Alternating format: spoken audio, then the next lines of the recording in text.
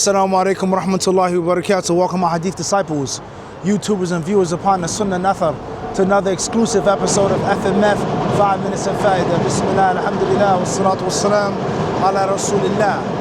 Abdullah ibn Amr ibn al-As radiyallahu ta'ala anhuma, he reports that the Messenger of Allah alayhi salatu wa salam said, Inna li kulli amalin shirrah wa inna li kulli shirratin fatrah, فمن كانت فترته إلى سنتي فقد اهتدى ومن كانت فترته إلى غير ذلك فقد هلك أو كما قال عليه الصلاة والسلام. Every deed, every action, all actions, all deeds, they have a spark, a time of vigor, of enthusiasm, excitement. A person is hype, they're rolling, they're flowing. Shirra is hot.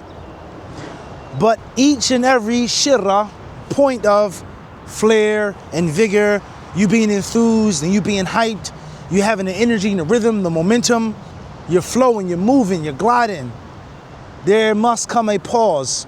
There must come a time of a lull, a lulling, all right? There must come a sober state, quote unquote.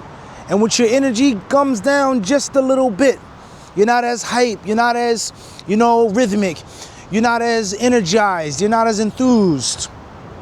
The Prophet ﷺ says, so whosoever's fatra, their time of lull, in which they're little, they're not as, as long as it's towards my sunnah, it's upon my sunnah, it's according to my sunnah, faqad ihtada, he will be guided.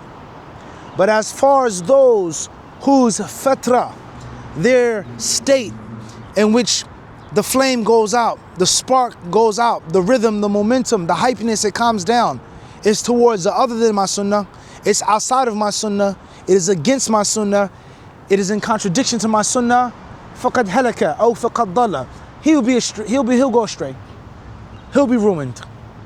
The Prophet ﷺ, he tells us all things in life, whether it is worship, business, working out, friendship, love, relationships, anything that you do in life, there is a time and a point in which you can feel it. It's strong, it's powerful. You don't even gotta put it into drive.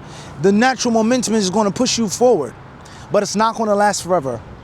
No matter how fast, how high, no matter how hot, no matter how much it's spinning or busting, it has to calm down. It has to slow down.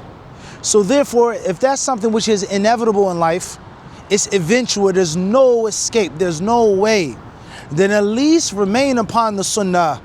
Meaning, when you're not performing all of those additional extra acts of worship, and you're not reading and studying for the majority of the day until your eyes are red, you fall asleep at your desk, and you wake up with slobber in the book on your desk. When you're not studying that hard, you're not going that fast, that hard, then at least be upon the bare minimum. At least be upon something which is balanced and something which is moderate, i.e. having a viable, sustainable pace and source of energy. Right now, there's plenty of fish to catch, but we know it's nothing but a matter of time. The season will change. The fish won't be there. It won't be the time for the fish to reproduce, to mate, to lay the eggs, so on and so forth. And it's only going to be a few fish in the pond or the river or the bay or the lake or the brook or the creek. So therefore, at high tide, this is where we are. And at low tide, that's where we are. And there's no way that our fishing can drop beyond that point. So Islam, your ibadah, there's going to be times in which you're going to feel really good. Ramadan, Arafah, Ashura, the wee hours of the night, etc. You're going to feel good. And then there are going to be other times in which you're not going to feel that good. So you can't allow your low state or your lower state to go past the sunnah, outside of the sunnah, and specifically speaking about seeking knowledge. You go from reading 12 hours out the day, 14 hours out the day, to reading once a month. You go from 4 or 5 classes in one day to 3 months without a class. You go from memorizing pages out the Quran every day until I barely reviewed Juz Amma and I forgot surahs from Juz Amma.